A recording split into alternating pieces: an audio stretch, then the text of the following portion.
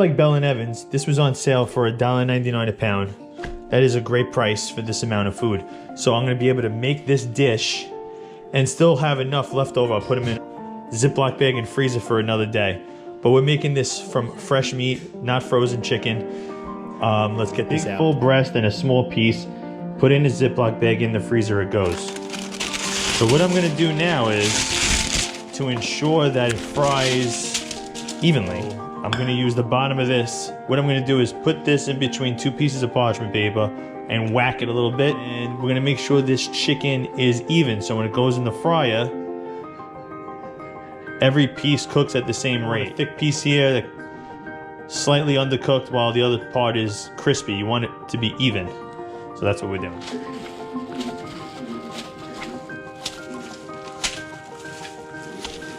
Like so.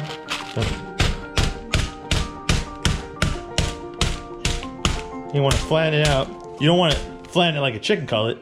Just want to make sure that it's all, if you have a higher spot, it's pretty much the same.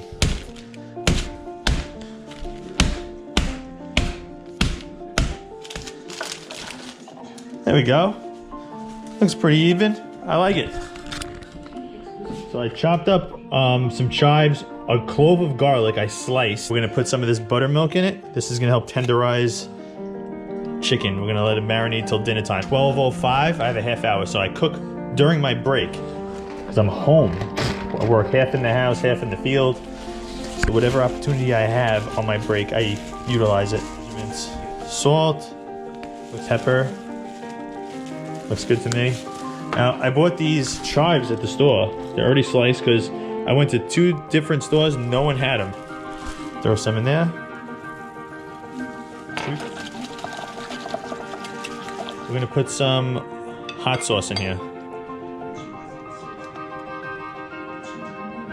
Not too much because the kids might want to eat this.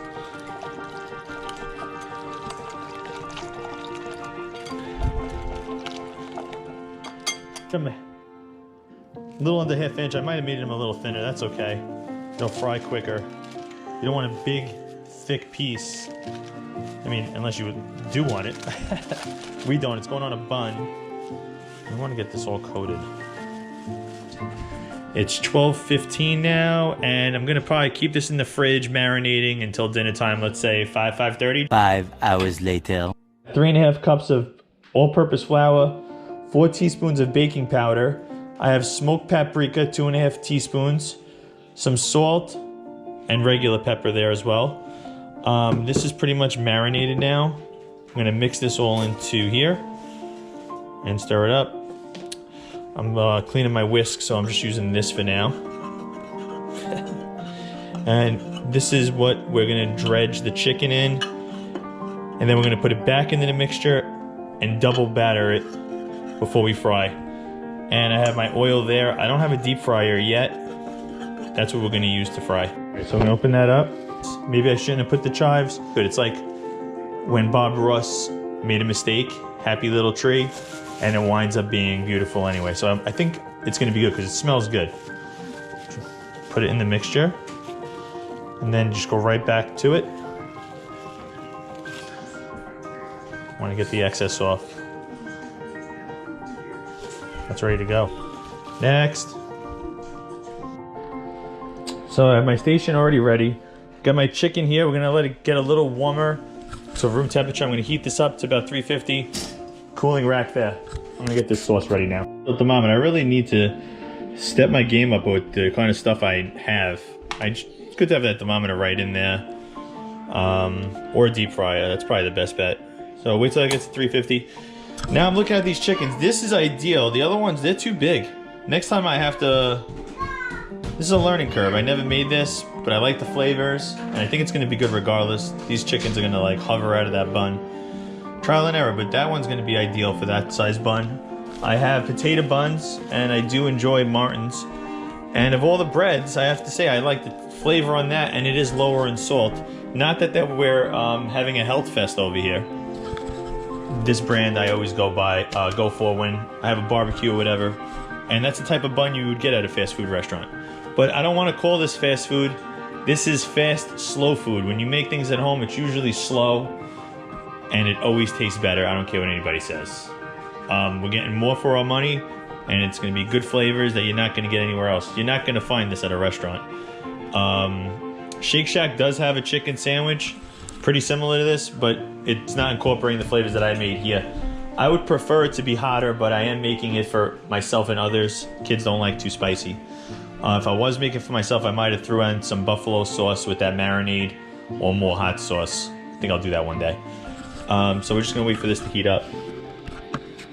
Right where we want to be. Timer, 5 minutes. You don't want to overcrowd this thing. The eye on the temperature, it stays at 350. It's at 356, so it's good. So, important safety tip. You want to keep a lid close by in case there's a fire. You never pour water on it because it will shoot up all over the place. Do recommend getting the proper, if you're going to start cooking a lot, proper fire extinguisher class for a grease fire. You also want to keep a vent, keep the window open. You want to keep, it's always good to ventilate while you're cooking. I actually have one up here. Let me turn that on, besides the window being open.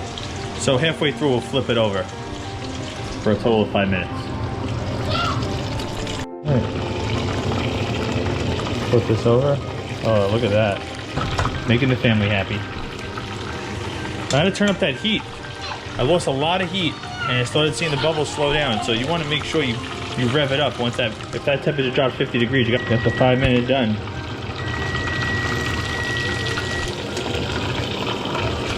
Oh, that's a big piece. That is huge. See, that's what I'm saying. You gotta get these small pieces like that for this sandwich. Look at that. You can appreciate how good this looks with this GoPro.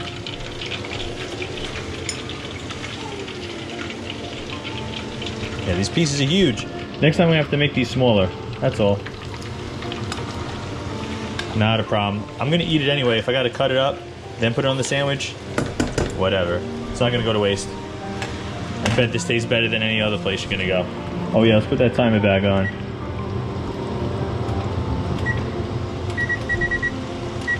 You can take it out 10 seconds before. So you wanna keep an eye on that. You gotta see it's going down, so you wanna turn up that juice a little bit in the gas. This is an easy cleanup. Look, I already cleaned everything. Everything's clean. Beautiful. And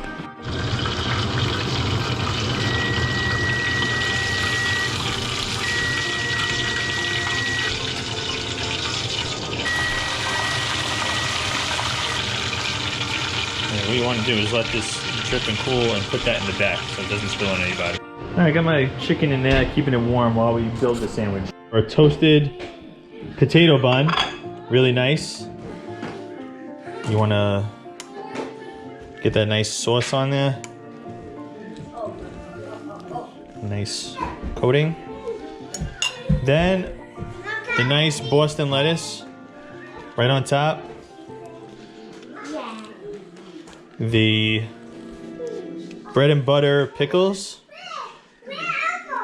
Then we'll get the chicken out of the oven. Hot chicken, hot chicken. Again with some of this beautiful sauce.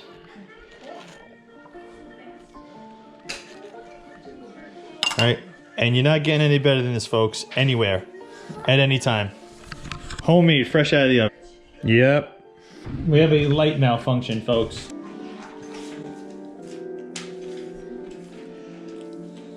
Mm-hmm.